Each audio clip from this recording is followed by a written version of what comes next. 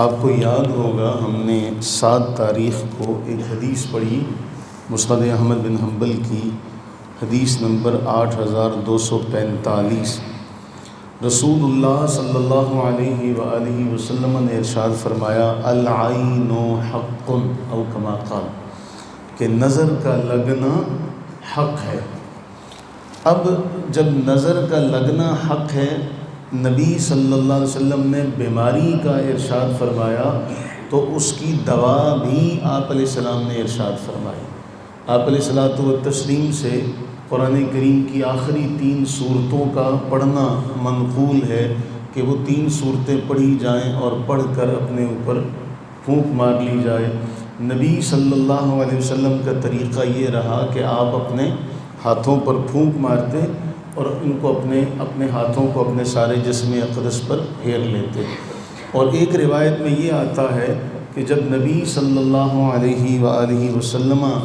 اللہ کے حضور حاضر ہونے لگے، آخری ایام تھے آپ کے دنیا کی زندگی میں، اور آپ علیہ الصلوۃ والتسلیم بیمار ہوئے، تو اماں عائشہ صدیقہ رضی اللہ تعالی عنہ بیان کرتی ہیں کہ میں یہ تینوں صورتیں اللہ کے نبی علیہ السلام کے ہاتھوں پر پڑھ کر پھونک مارتی اور آپ کے ہی ہاتھ آپ کے جسم اقدس پر پھیرتی۔ اب ہم نے یہاں اس روایت کے تحت پڑھا تھا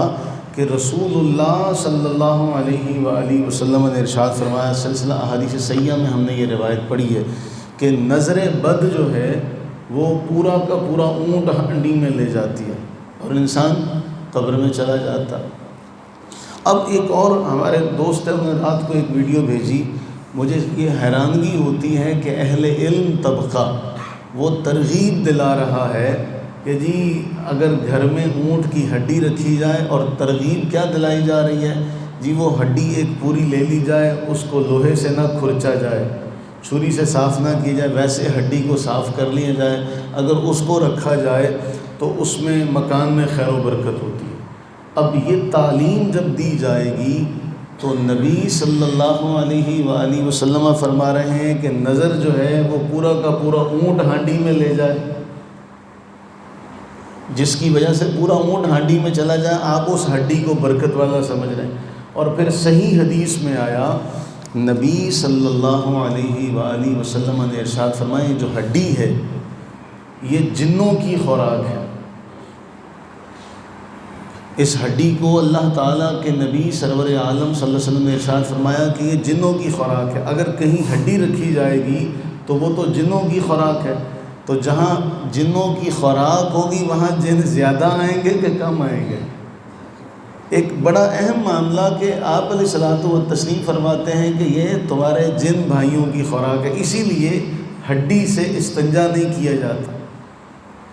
اس لیے ہڈی سے استنجا کرنے سے منع فرمایا، کیونکہ فرمایا یہ تمہارے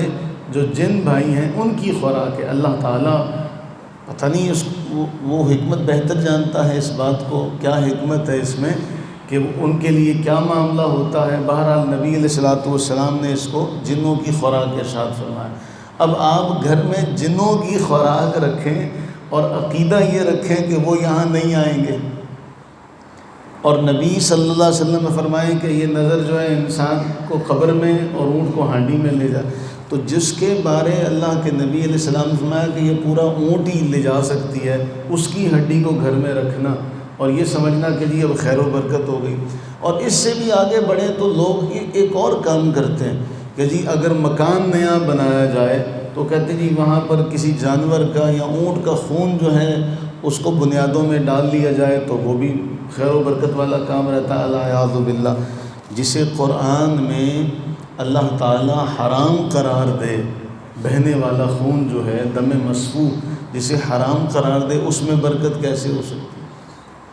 اس لیے اللہ کے حضور ایسی باتوں سے پناہ مانگی جائے۔ اللہ تعالیٰ ہمیں ایسی خرافات سے محفوظ رکھے۔ اللہ تعالیٰ ہم سب کو اپنی رحمت کاملہ کے صدقے نظر بد سے، ہمیں، ہمارے اہل و عیال کو، ہمارے گھر بار کو نظر بد سے محفوظ فرمائے۔ آمین ثم آمین۔